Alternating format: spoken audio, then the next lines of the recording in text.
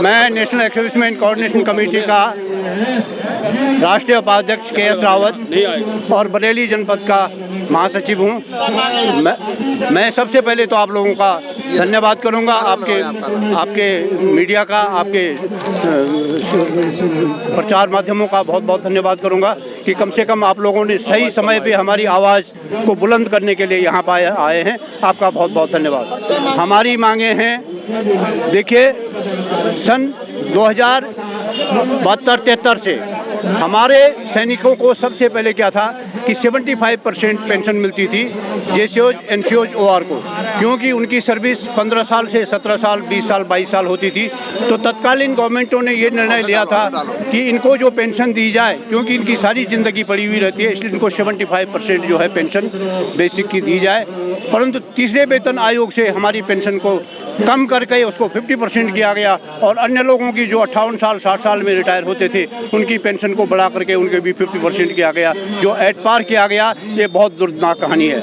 उसके बाद वेतन आयोग होते रहे, वेतन आयोगों का अपना संरक्षण चलता रहा, परंतु इस समय जो OROP 1 और OROP 2, 1 रैंक 1 पेंशन 1 और 1 रैंक 1 पेंशन 2 जो हुआ है, उसमें हमारे जेसीओज, एनसीओज, ओआर को बहुत बड़ा धोखा दिया गया है। और धोखा हमारी सरकार ने नहीं, हमारे अफसरों ने नहीं, हमारे प्रतिनिधियों ने धोखा दिया और उन ब्यूरोक्रेट्स ने धोखा दिया है जो कि कमेटियों में बैठे हुए थे। उन्होंने क्या किया कि 48,000 करोड़ जो फर्स्ट OROP भी दिया गया था उसका 75% जो है अफसर्स के खाते में डाल दिया और 25% जो है मात्र हमारे जैसे एजेंसी OR को मिला। और अब की विडम्बना देखिए, जब सेकंड OROP का डिक्लेरेशन हुआ तो ताजुब करोगे कि 26,000 करोड़ का डिक्लेरेशन हुआ और 26,000 करोड़ के डिक्लेरेशन में हमारे जेसीओज को नायब सूबेदार से लेकर के और ऑनरी कैप्टन तक हमारे जेसीओज का एक भी पैसा नहीं बढ़ाया गया, एक भी रुपया नहीं बढ़ाया गया। ये हमारी दुर्भाग्य नहीं तो क्या कहेंगे। हमारी सरकार का दोष नहीं है, हमारी सरकार ने उन प्रतिनिधियों से विश्वास किया है जिन प्रतिनिधियों ने ये डिसीजन लिया है। ये सबसे बड़ा धोखा किया गया।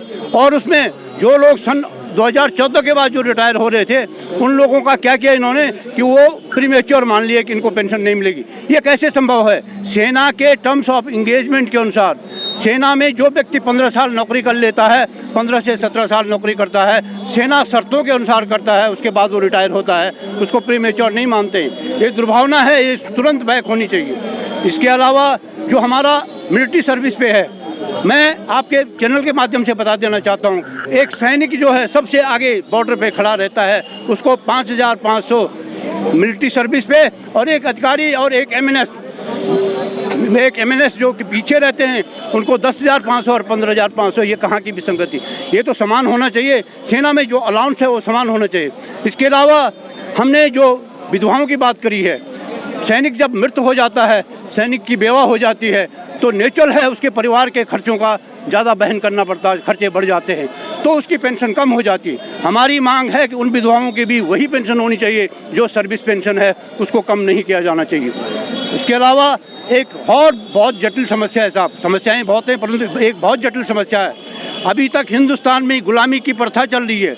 गुलामी की प्रथा का मतलब एक सैनिक घर से देश सेवा के लिए जाता है और उसको हमारे सीनियर अधिकारीगण जो है अपने घर में बैटमैन का काम करवाते हैं, एक गुलाम का काम करवाते हैं, अपने घरेलू निजी काम करवाते हैं, घर की व्यवस्था का काम करवाते हैं, बच्चों का काम करवाते हैं। जो दुर्भाग्य है, अंग्रेजों काल से जो एक कानून चल रहा है, इसको तुरंत बंद होना चाहिए।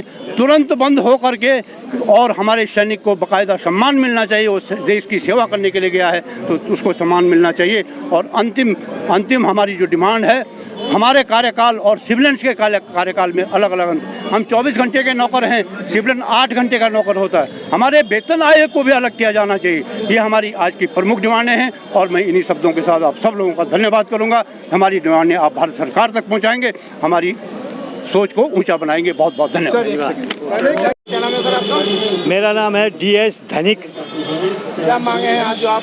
आज हमारी मांगे हैं OROP की, जो इन्होंने वो किया उसका वो पूरा हम लोगों को नहीं दिया, जिसमें क्या नाम का जेसीओज और ऑनरी इनको और वीर नारियों को, जिसको इन्होंने अलग अलग कर दिया, जबकि फ्रंट लाइन में पूरे फौज लड़की है और एनएमएस जो हमारी नर्स हैं उनको भी इन्होंने उसमें लिया और हम लोगों को एक अलग कर दिया।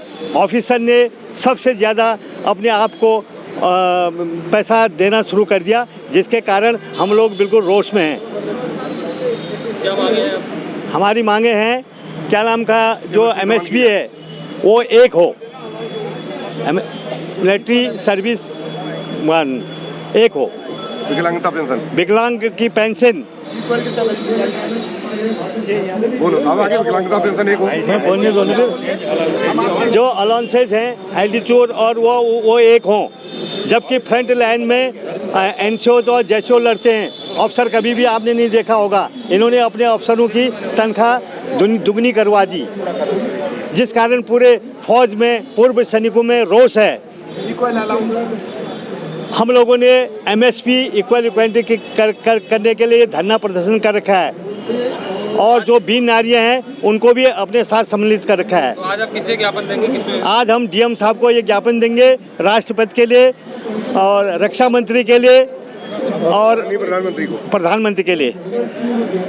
क्या नाम है सर आपका? मेरा नाम है एक्स हवलदार कृष्ण कुमार शर्मा। क्या मांगे हैं आज आपके? हमारी मांग ये है, ये OROP का सबसे ज़्यादा जो बेनिफिट है ऑफिसर्स ने अपने लिए ले लिया है और हम लोगों को बिल्कुल हमारा JCO रैंक है, जो ऑर्डिनरी रैंक है उनका तो बिल्कुल समाप्ति कर दिया, उनकी पेंशन कम कर दी है, उनको एरियल बिल्कुल दिया ही नहीं है। हमारे जितने JCO ORs हैं और अपने ज़्यादा लिया है। एक नहीं मेडिकल पेंशन है, मेडिकल पेंशन अफसरों का सबसे ज़्यादा है और हम लोगों का बहुत कम है। और लड़ती सेना सबसे ज़्यादा मेडल ऑफिसर के पास मिलेंगे, ऑफिसर्स के पास मिलेंगे। और जबकि जब ऑफिसर रिटायर होकर आता है इसमें मतलब 30 से 40% तक ये अपना मतलब कैटेगरी डाउन करा के आते हैं मेडिकल, जिससे होल लाइफ इनका इतना सबसे ज़्यादा बेनिफिट है और इनको बहुत अलाउंस मिल रहा है इसका। और MSRP जो मतलब मिलिट्री सर्विस जो 6 पे कमीशन से किया है वो भी इन्होंने अपना सबसे ज़्यादा बढ़ाया 15,500 अफसरों का। और ये नर्सिंग का जो है 10,500 और ORs के लिए 5,500 वो भी हम लोगों के लिए नहीं मिल रहा है। 5,000 का हाँ 5,000 के समथिंग है, 5 साढ़े 5 ऐसा ही। लेकिन हम लोगों को MSP मिलना चाहिए, हम लोग भी लड़के आए हैं सभी के लिए। सर एक चीज मैं कहूँगा, 2006 से पहले वालों को MSP दिया जाए। एक्चुअली OROP की मूल भावनाओं को कुचल दिया गया है।